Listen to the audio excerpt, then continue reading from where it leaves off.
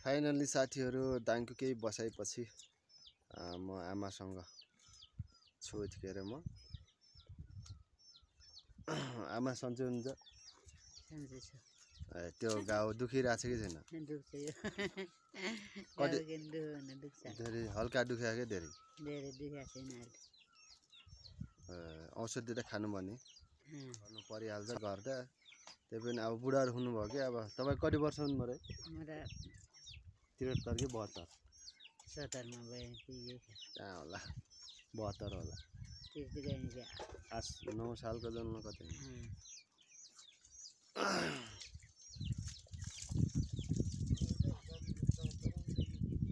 74 वर्ष भइसक्नु भएछ आमा।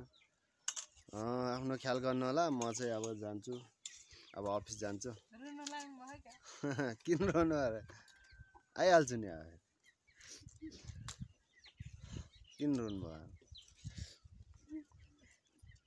अब म फेरि अर्को छुट्टीमा आइहाल्छु नि। फाइनल्ली साथीहरू म बिरामी आमालाई, आफ्नो जन्म दिने आमालाई छोडेर कर्मथलोतिर जाँदैछु।